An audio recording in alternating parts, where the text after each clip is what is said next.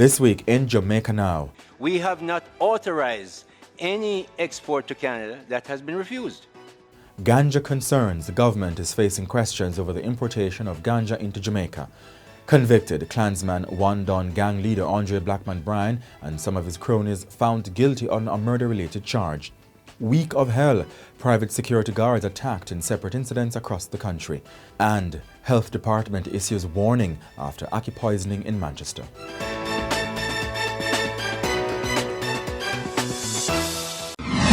I'm Jovan Johnson and this is Jamaica Now.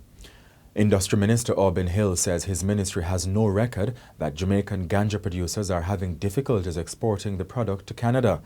The issue has emerged following news that the Jamaican regulator, the Cannabis Licensing Authority, approved a Jamaican company importing ganja into Jamaica from the North American country. The strains are reportedly being brought in for testing. Opposition spokesman Anthony Hilton quizzed the minister on the issue in Parliament this week. Since I left the ministry in 2016, I am aware that there have been efforts by individuals, by enterprises, to access the market in Canada. I have had personal knowledge of that. Now, you're saying that they have simply tripped over themselves and that they've met on no barrier, no entry, there's no reason for them not to have exported into Canada? And if there are reasons, what are those reasons? I am saying that whoever wants to export to wherever has to go through the CLA to get an authorization. We have no such record of any authorized export being refused by Canada. There are two separate questions, Minister. One is, so let me ask you then, are you aware of the requirements imposed by Canada, if there are any, for the export of marijuana, Jamaican ganja, into Canada? I did say that under the 1961 convention, and because the single convention undertaking, you can only export one item under that single convention arrangement because you're dealing with a Schedule A drug. It is banned. So for you to export into Canada from Jamaica, properly you have to go through the CLA. We have not authorized any export to Canada that has been refused. On Thursday, opposition leader Mark Golding said the granting of the license for the importation is very concerning.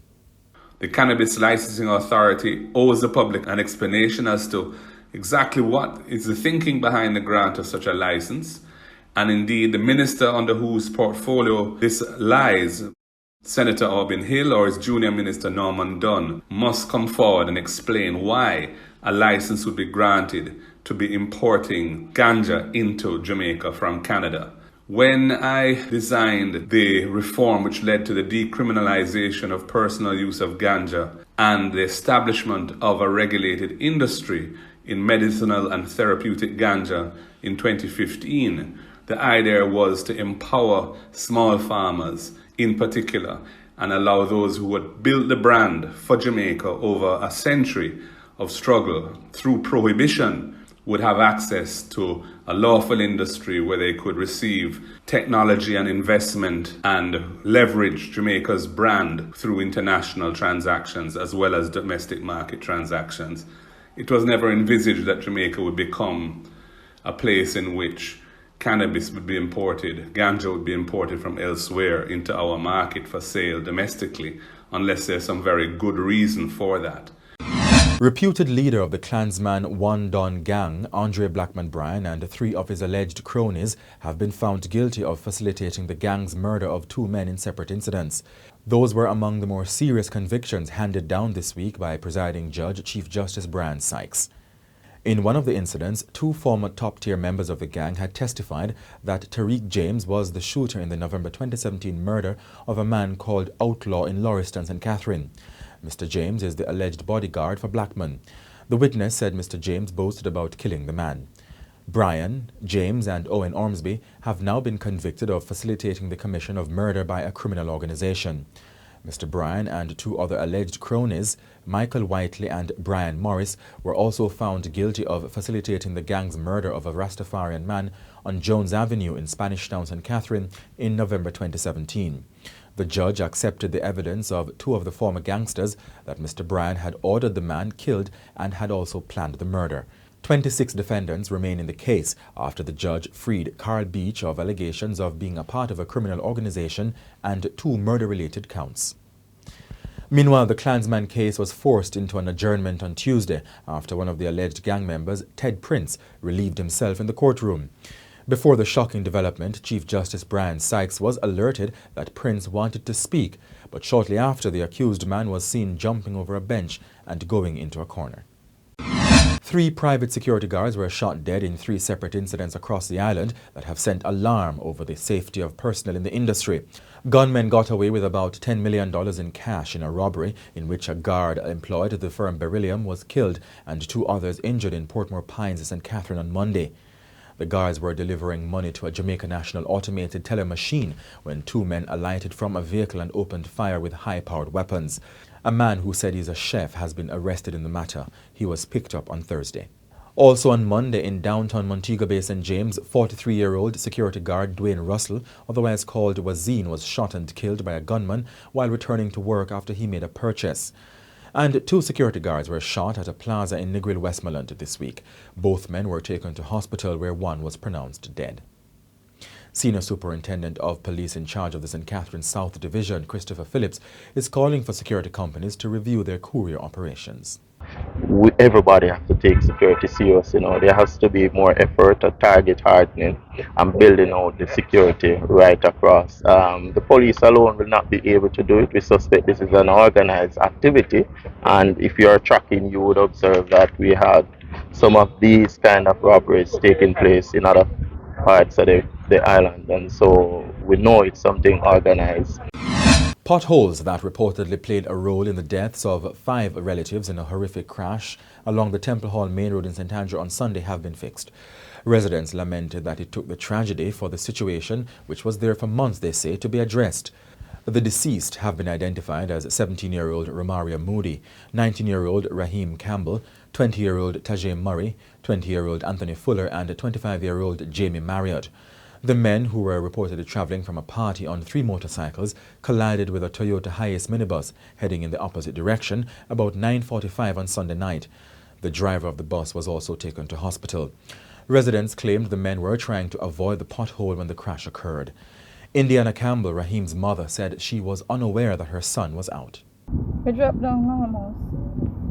I was in shock because we never know Raheem out there, because he went up the road and then he came back down and I heard the van park and then I hear a bike. I didn't know that he was on the bike going away back.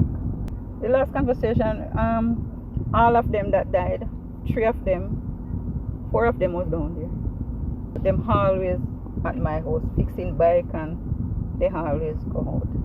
And so the last thing, right, them come down there yesterday evening. So Ryan put on, them bring a rim, them buy a rim, take off one rim that was not good on one of them bike and he put it on for them and pump it up and things like that. And then them leave and Ryan was still them, Ryan Beard and them did have a little bingo party up the road, so him say him going up there. So him go up there now. And now before that him take him dinner. Because one of them, when me cook, and me say it was just 2 pound of rice me cook. So me never have enough to share for all of them. So one of them say, so me never see my grandmother from December and she come now. So she have cook, so me alright, we get dinner.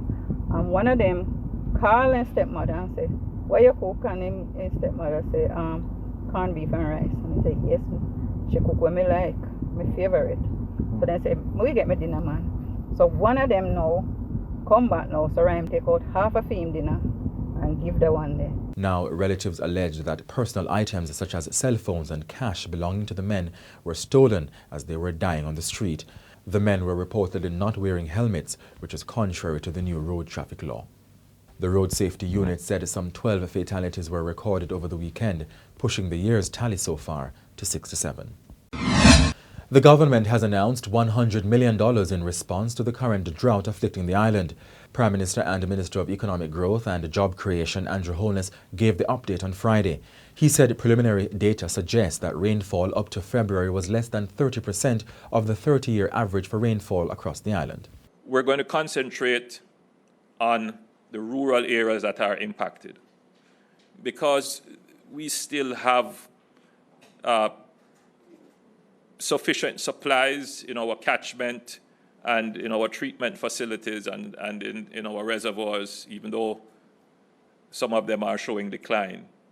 The utility areas, meaning the areas served largely by the NWC through metered water, they are not affected as badly as the rural areas. And so for this phase of our drought response, we're going to be focusing on the rural parishes, and we will be directing the funds by need. In early February, Minister with responsibility for water Matthew Samuda disclosed that Jamaica is currently experiencing a meteorological drought, which happens when dry weather patterns dominate an area. 5 cases of Ackee poisoning in Manchester in the past 2 weeks have prompted the Manchester Health Department to issue a warning to members of the public to be cautious in the preparation and consumption of the fruit. Of the 5 cases, 1 person died while the others were treated and sent home. Medical Officer of Health for Manchester, Dr. Nadine Williams, says only fit and well-opened Ackees are to be used. She says Ackees should be allowed to open naturally and fully on the tree before being picked and eaten or sold. From the region, the St. Lucian Parliament on Tuesday gave the green light for the island to have the Trinidad-based Caribbean Court of Justice (CCJ) as its final and highest court, replacing the London-based Privy Council. Opposition leader Alan Chastanet, who had earlier walked out of Parliament during a debate on another matter, did not participate in the CCJ debate. St. Lucia becomes the 5th CARICOM country to make the CCJ its final court, joining Barbados, Belize, Guyana and Dominica. Jamaica is among the CARICOM states with the British court as their final judicial arbiter. And that's it for this edition of Jamaica Now, your weekly review of the big news stories. Send us your comments at onlinefeedback@gleanerjm.com. Follow us on Twitter and Instagram at Jamaica Gleaner and on Facebook at Gleaner Jamaica. Like this video on our YouTube page, turn on the notification and subscribe today. I'm Jovan Johnson, and before we go, we take a look back at the life of Ferdinand Ferdy Mafood, the founder of the charity Food for the Poor, who died on Sunday. He was 85.